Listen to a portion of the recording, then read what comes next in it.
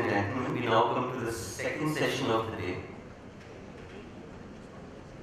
We now have an innovative white panel. May the AI be with you. And we have a most incredible lineup. Before I invite them on stage, may I please invite our session moderator on stage, Mr. S.V. Nathan, Partner and Chief Talent Officer, Deloitte India. A big round of applause for Nathan. And now the incredible panel. Abhinav Agarwal, co-founder and CEO, Fluid Tech. Please join your hands together for Abhinav. And Mr. Vijay Navaluri, co-founder and chief customer officer, TechForce.ai. I'm so excited and can't wait for the session to start. But before we start, over to Nathan for brief. I think he doesn't need an introduction, but still I'll go ahead. Nathan is a partner and the chief talent officer for Deloitte India. He serves on the executive leadership of the firm and is a member of Deloitte Global Talent Council. Nathan has over 30 years of experience in HR management across diverse industries, including manufacturing, hospitality, IT, telecom, and professional services. Over to you, Nathan. Hey, thank you. Am I audible? Yes, thank you. So, good morning, everybody. I'm your moderator for the day. So, a person who can put a thought in your mind is a teacher. A person who can take money from your pocket and put it into theirs is a businessman. A person who can do both in my life, which is put a thought in my head and take money from my pocket, is my wife. A person who can do nothing, either put a thought in your head or take money from you, is a moderator. So that qualifies me to be a moderator for the day. I have an outstanding set of people out here. The reason you would have noticed I removed my jacket was just to make sure that I'm kind of contemporary. So fantastic, sir. The business world is going through massive shifts. This whole thing around AI, how people are using AI. This session is a lot about what AI can do. There's also a lot of concerns about security, and to add a layer of AI on top of that, how that's going to change the world is again something that we will explore. The new world of AI is also driven by a combination of limitless computing power. So that's what is really come to today, limitless computing. But how do you really use it? And last but not the least, and we have a person who is very gung-ho about the customer experience. And how do you really use AI to improve the customer experience of it all? So those are the kinds of contours that we will explore for the day. As AI becomes more pervasive, organizations must be ready to scale up to it. And we have other challenges. We have legacy systems. How do you bridge the skill gap, something that our previous speaker also spoke to. We have a lot of data. How do you synthesize data, bring those together? So let's get on to what we have for this morning, which is a lot of questions for you. We have Abhinav, who's our CEO and co-founder for Fluid AI. He started his company along with his brother Raghav when he was just 17 years of age. He was a dropout of ISB Hyderabad, and he tells me that he did only 25 days in ISB. After 25 days, he said, this is not for me. I would have suspected that he would have done at least 6 months. But he says that this was enough because they still have the connection with the gang, so that goes for him. He's a self-taught coder, and the fun fact is, he's a fan of Star Wars. So that's a little bit about Abhinav. Vijay. Vijay is the co-founder and CCO, Chief Customer Officer of TechForce.ai. It's the first augmented intelligence platform helping companies to transform digital experiences. He has a wealth of experience in organizations like HCL, Capgemini, Tech Mahindra, Oracle, not to forget Deloitte. So, I'm going to be asking you guys some questions. The end of it, we will throw it open to the audience as well. I have only one request to any of you: keep your answers really short, and by the way, you can take turns. If you choose not to answer, it's okay. I'm not going to push you that. So, what's the future of GCCs in India, given the rise of technology like AI, automation, and robots on one hand, and increasing Indian labor costs at the other? Yeah, I think it's an interesting space. Typically, I feel that we're at a stage where things are not going to be measured by number of people anymore. So that's definitely going to be a fundamental shift. It's going to be measured by the quality of output, the number of the talent that you have. Right? Today, I think a lot of people, whenever they talk about GCC, they always say, "Oh, we're these many people." So I think that fundamental shift is going to come through. But I don't see a change in the number of people per se. I just see that there's going to be a lot more focus on collaboration. Collaboration startups, working together with them, we're already seeing it. So I'm just going to say that I see that trend moving forward. The only thing I say is, it's essentially for startups, it's very easy to say that, oh, let's do this, it's a cool technology, let's implement. Because we're essentially going to go ahead and, it's like we're building a car in a garage, saying, yeah, it's perfect. But for a big global company that's deploying these technologies at scale, it's like doing the same thing with a car running at 100 kilometers per hour and saying, hey, let's make tweaks to the engine at this point in time. So I think it's that collaboration, getting that right to help them scale, and just seeing a fundamental change in the way they look at their talent. Absolutely agree with Abhinav. It's very relevant. Yesterday, Mohan was talking about GCC is transforming into capability centers and innovation. In-house centers. So the way that we see in terms of research is going to be not relevant anymore because of technology and everything. Opportunity for GCCs for actually use talent, build in-house capabilities in terms of being the center of excellence globally.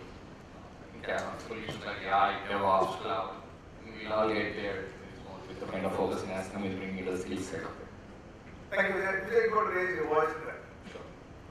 Okay, the other one is, everybody talks about with AI coming in, people will lose jobs and how this will impact our lives. And so, what's your take on that?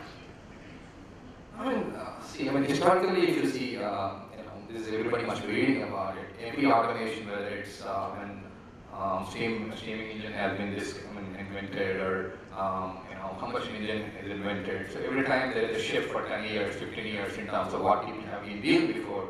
But over the time, it's been 3, 4, 5, 4 jobs have been created. So what we feel, like any cognitive function of a human, if it is digitized, whether it's your voice or you can see it, if you can digitize that with computer, so that's what is happening. I think it's going to be multifold in terms of the jobs that are going to be created, but there will be definitely some disruption in the existing job roles, so that's how we say. So roles will change, but you believe that there's only going to be an enhancement, you're not going to lose jobs? My ultimate, utopia is, we don't have to work, we just sit home. Machines taking care and then somebody will feed us every day on right time. So what's better than that? Why should we have jobs? I love that. I wish I was just 30 years younger. Maybe our kids will have fun. Surely. Well, I think I agree with Vijay. Even if you look back maybe to the 1970s, 1980s, I think ATM had just come in at that time. Relevance in banking is a big hot space, and I guess a lot of people will be from banks.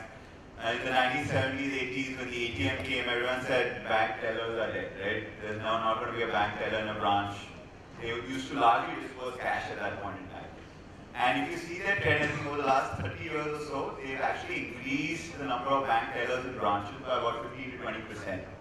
So it just added banks to do a lot more work. What's changed essentially is the role in the branch, right? Now there's someone who's selling you 20 products. They're doing upsale to you. They're managing other parts of the bank. They're managing quality within the bank, ensuring that they understand the customers and feeding that information back to the center. So their role massively changed, but essentially they scaled into the number. Well, that's nice. You talked about how you can use AI in increasing customer delight. So let's start with you, Vijay. And Abhi, I'm going to come to you to ask you specifically about what you did with Warren Buffett, and so I'm going to come to that story in a moment. Another big story to talk about. So on the customer experience here, I mean, the way that we think at TechForce at least, is that there is a fundamental shift should happen in terms of how enterprises look at customers. It's been very transactional. Now, that I can sell to this guy, upsell to this guy, cross-sell to this guy, what my marketing strategy should be, digital marketing strategy should be, how do I retarget them, all the crap that Facebook went through recently. So I think that's how customers have been looking at, companies have been looking at customers. With AI, what we believe is going to be massively personalized. So a company would know what Vijay is. I would like to have them know about me than giving me some generic stuff. So it's going to be e-commerce, it's going to be e-service, it's going to be everything about me than trying to be something generic. I think companies have to remodel their business processes to be AI-driven and then make that personal impact. Right? It's about caring the customer, delighting the customer, most importantly, amazing the customer, just not KYC, it's AYC, amazing, it's going to be amazing your customer. So that's how we see it. Amaze your customer, just not know your customer. I got that. Yeah, I think fundamentally I see it as two parts essentially. There's the front-end customer experience that's massively changing using AI. So there's, for example, we launched the world's first peopleless branches in the US. And so physical retail, physical store, they're changing very quickly. Walk into a store, you have an AI that recognizes you by face, you can go ahead and talk to it by voice, you can go ahead and gesture to it. So there are a host of these branches that are taking live across the world, and we're seeing that fundamental change there.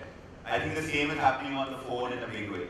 So you're seeing these changes happen on the phone where you're interacting more with voice, your medium of interaction is becoming a lot smarter.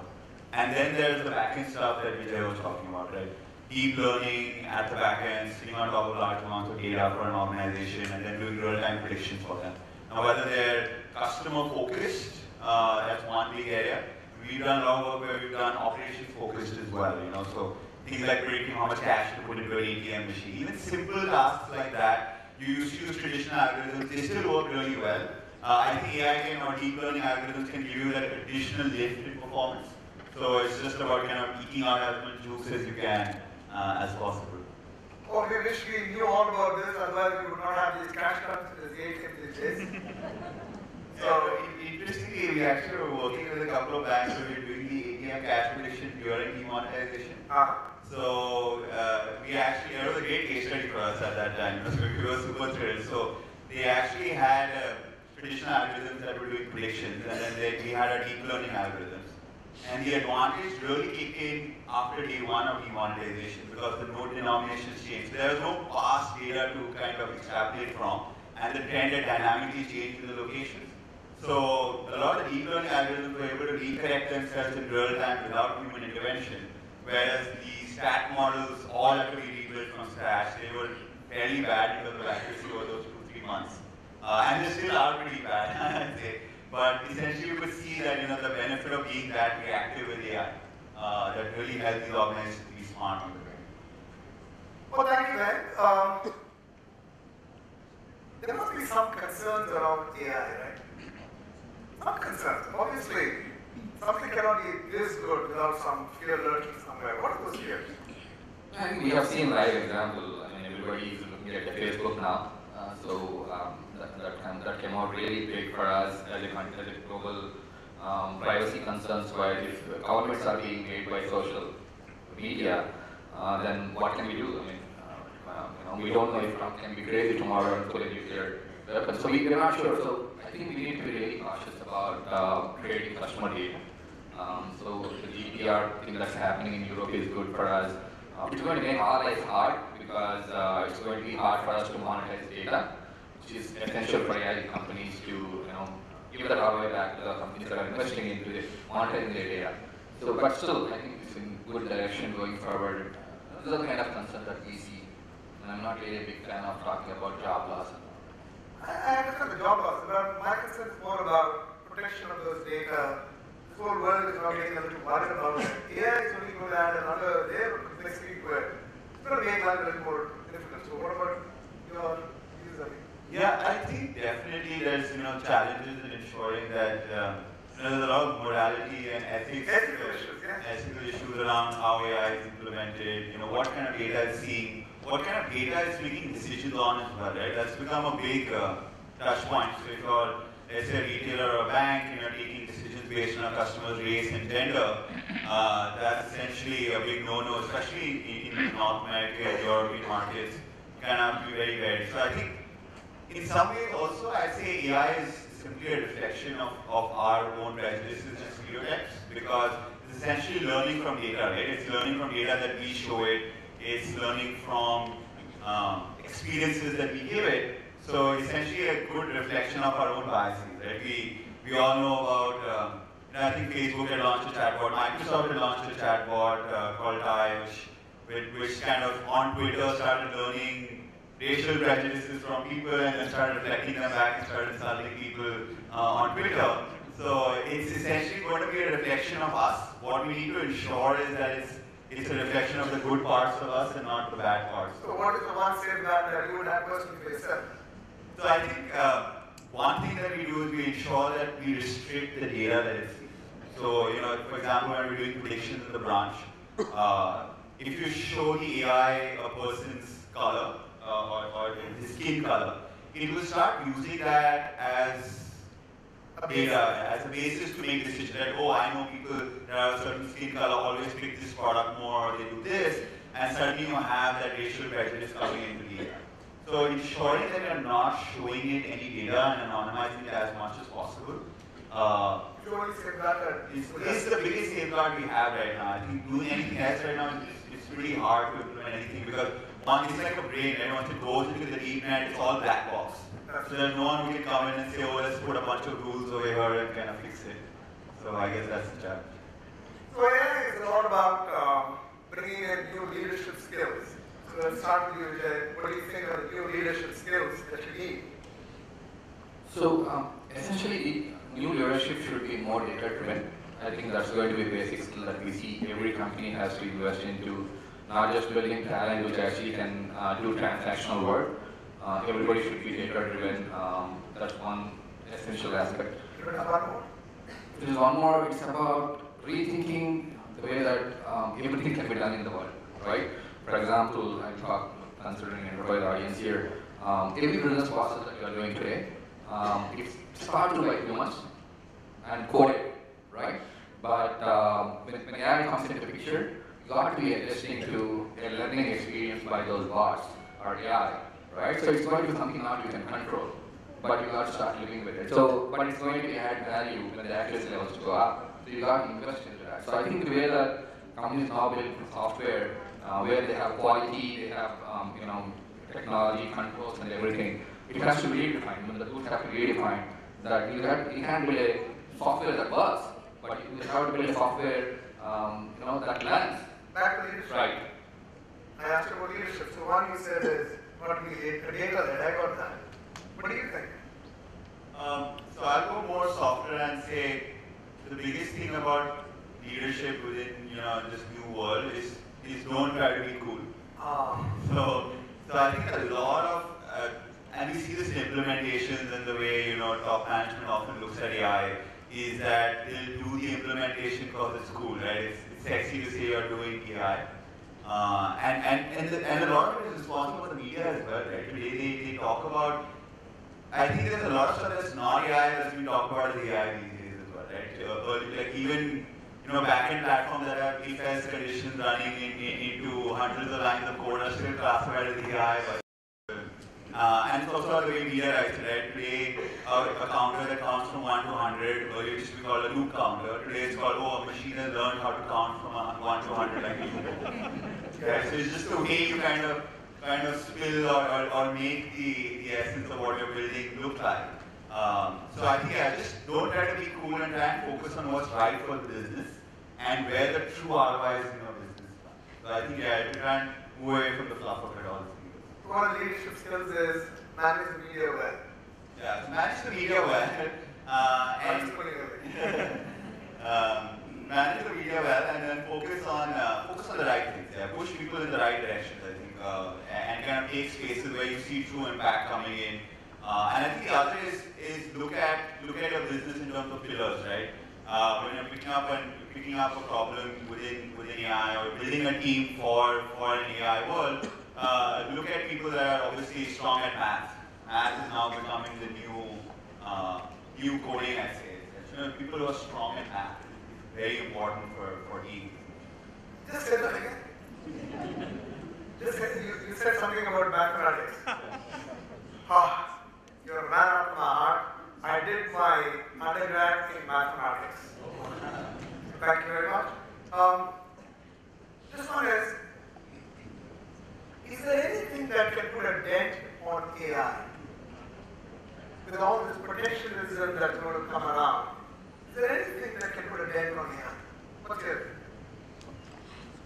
So I think definitely with the whole data privacy and the way we treat anonymized data, so AI essentially learns from large amounts of data that it has access to. And I think people are becoming, and rightly so people are becoming protectionist about the data that they have and the way it's essentially used. And that's going to become a fundamental roadblock, right? Suddenly you're saying, oh, I earlier had a bank that had 150 million customer records that I could learn from, and now I have to take authorizations. Now I only have 1 million customers that authorize me to learn from their data. So I think that's going to be a strong roadblock, which we need to kind of figure out how to move across that challenge of saying data is important. We kind of need to find that middle ground between ensuring it's anonymized enough and not used incorrectly, and kind of ensuring that AI has enough access to actually make sense and add on to the real world. And then there are data sets also. So what's your take today? I'll just go back to your earlier point on leadership. I think that's very important and can put dent on AI, because if people still think about AI as traditional, it will work as I want, it's not going to be. So the openness about leadership is very important for AI to survive. It's going to be countries or it's going to be enterprises. Otherwise, I'm going to alluded to it that data privacy is an area where I think AI is going to be challenging for all of us to see how we are going to monetize data we talked about. Yeah, and I think one other challenge that AI faces is that it's very loosely defined. So I think if you look back in 2000s, once it's done, people stop calling it AI. So, you had earlier mapping technology and your Google Maps. People said, oh, if it could accurately judge the amount of time it takes me factoring in traffic, other people's data, that's AI. And then you got achieved, and people said, oh, that's just mapping technology, right? And then people said, oh, if it can understand voice, and you use deep learning algorithms for voice, that's AI. Now people just call it speech to text, right? And they say, oh, that's not AI. I mean, this being able to understand emotion, being able to talk as a human, pass the QA test, and replicate a human is AI. So I think AI has this kind of fundamental challenge of living up to its own kind of set standards, which keep increasing as you keep achieving. And no definition of what is AI. So let me just move on. I'm going to move into what I call as a rapid fire question. In rapid fire, what I'll expect is that your answers are even shorter than the question that I ask you. So let's go with, we'll start with you, Vijay, and then. So Vijay, Alexa, choose. Alexa or your wife? Alexa. Now you gotta tell me why. It's easy to work with. Easier to work. Listens to him, right? Listen to you, okay. What about you?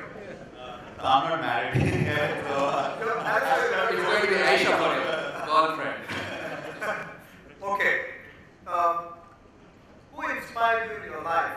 And it's okay to admit it's your neighbor. No clue. You don't know who inspired you? I mean, there are so many. I can't give one answer. Okay, you can't do one after move. So Elon Musk and my mom. Elon Musk or Elon Mom. Okay. The worst thing about your job today? Selling AI. Selling AI. Okay. Emails. Emails. What advice would you give your older self? That's a tough one. I think be okay with the way things turn out. Okay. Older self, yeah, I think pretty much same. Just be Ditto. Okay. What compliment have you received from your boss or your client? boss or it's a client? Yeah, so client, you guys were really amazing and quick. Sorry? You guys were amazing and quick. That's kind You of, guys are that's first thing amazing that I and got to ask. quick. Very good. Oh wow, I never expected it to work. Never expected it to work, well, that's a compliment. If you do have time, your favorite movie? Transformers. Transformers? I'm a big Inception fan. Inception. Okay. You guys meet a lot of people like us around the room. What's your most hated business expression that you hear all the time? I hate all kinds of business jargon. You know, platform is an overused word, I definitely say. Engine is an word that I hate now. So whenever we go to a customer, sorry, I'm going to talk. So does AI work? That's AI work, okay? Very quickly, what's the one word that comes to your mind when I say bot? Like human. Like a Robot. robot? Digital leadership?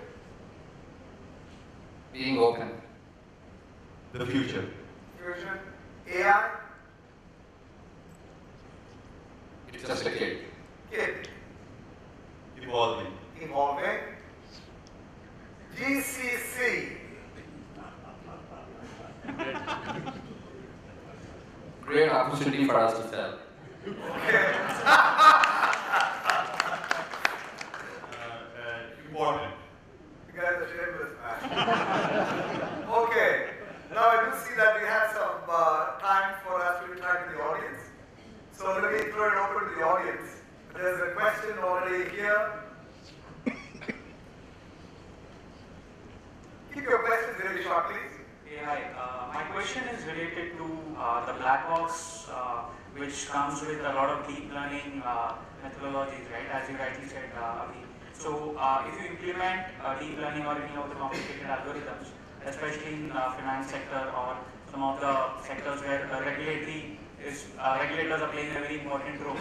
So, how do you see that being implemented and taken that in the future? Because we have read that a lot of CIOs, especially in the finance sector, they are very skeptical about adopting deep learning or any complicated methods for especially things like customer risk profiling and all, because you cannot That's too many questions. We got that abstract. Yeah, no, I think definitely we did, you know, you come across a lot of regulation. We do a lot of these lending predictions, risk-based predictions. We recently launched, we're launching the world's first ever, not the world, India's first ever AI fund. So it's a PMS equity fund where the fund manager is going to be an AI. And the biggest challenge we faced is that when we applied for the SEBI license, they said, it's great, but the fund manager needs to be a CFA or a CA with a degree in accounts for the last 5 years. And we were like, okay, if we probably train our AI on CA books, he probably passed the exam. So, but yeah, you get a lot of these regulatory challenges. So the aim is to essentially try and make the black box as open as possible. You show what variables are going in, you show what variables are going out.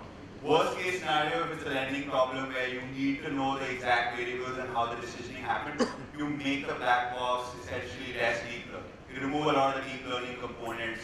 Or you take the deep learning outputs and pass it to a traditional algorithm. So you kind of use the best of both worlds where you have explainability plus the black box. And does it help if you're a RSG dropout as well? But anyways, another question? Yeah, hi. My question is basically around the conversational mode in which humans interact. It's very natural to them. But when we come to structured data and the interfaces which applications expose, they do them mostly in structured data, and very structured data images. Do you see the interfaces of applications just changing more and more towards an unstructured type of interfaces? And what do you see as a journey? I mean, the way I'm asking these transitions will happen. I mean, very naturally, 80% of the data in the world is unstructured, so it's never been tapped. When we started TechForce, we are a UI-less company, means we don't have a traditional UI. Our software, the SaaS software, is accessed through Facebook, in internal Skype for Business or some of your internal collaboration software. We don't have UI on our own.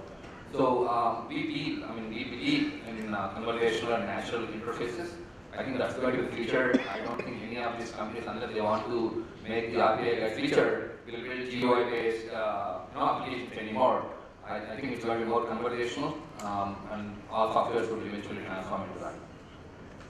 Just moving, I think, more and more abstract, right? You have voice now, you have gesture, you'll have emotion, then you'll have thought. As the capabilities go on, it will just get more abstract. The interface will become more abstract and omnipresent. How do you overcome the challenge of lack of labeled data? So, Mohan, it's a very good question and very challenging for the industry right now, but technology is picking up. Things like GANs, GAN networks, which are actually generating data in terms of building labeled data, test data for AI engines to pick up and build algorithms. So there are things coming up, especially in that area. Google has recently launched AutoML, very interesting what they are doing in the alpha beta stage. So I think the data preparation, data challenge is going to be much more addressed. There are going to be some billion-dollar startups coming out of it. We can see it, right? That's going to be the biggest problem that we are all facing today. But there are a lot of multiple ways people are approaching the problem. But in the next 3 to 5 years, we should see a lot of this data being ready for AI learning side of it. Thank you, Vijay. I think you're going to be absolutely on top of the hour. I think my last question there. Yes, please. Yeah. Yes, there you go. Yeah, I heard Vijay mention about it's no longer just about knowing your customer, but you have to go and amaze your customer. Okay. In terms of the thought process and maybe in terms of reality as well. But where and how do you really draw a line? And that if you really want to draw a line in terms of the customer stops feeling amazed and starts feeling intimidated or maybe feel included upon. I mean, see, there is always a fine line between knowing the customer too much and knowing enough to serve him right. Especially what regulation has been doing in GDPR and what Facebook is going to come out in the US. There's going to be a limit on how much we can know about it, and there's going to be an acceptance-driven stuff. I'm willing to trade my data if I see value. So it's up to me as a consumer. That's what is coming as power to all of us. Apart from that, traditional KYC is about anti-money laundering. Those already came out of regulation. But what we think is people should not see, what I meant was people should not see KYC as regulatory stuff. It's really an opportunity for really looking how you can engage with your customer, knowing and amazing them, taking their permission. So I think it's all about permission-based AI that's going to be relevant in the next 5 to 10 years. I think if you take their consent, they'll be amazed as well. So it's kind of hard. Okay, there's a Chinese proverb that says, when the winds of change blow, some build walls, others build windmills. The quote rightly summarizes our discussion of the day. I'm sure the age of digital disruption and continuous innovation, AI, how do you amaze your customer, all these things around regulation, putting everything in place to a better digital world is what this morning was about. Thank you, gentlemen. Thank you so much. It's been really amazing. Thank you very much. A big thank you to the speakers for sharing their valuable thoughts. That was really interesting to hear how two disruptors share their view on AI's transformative potential across industries and the key challenges that organizations currently face while integrating AI into the business and products. As a token of appreciation on behalf of NASSCOM, we have speaker mementos, which I would request Nathan to give away to our esteemed speakers.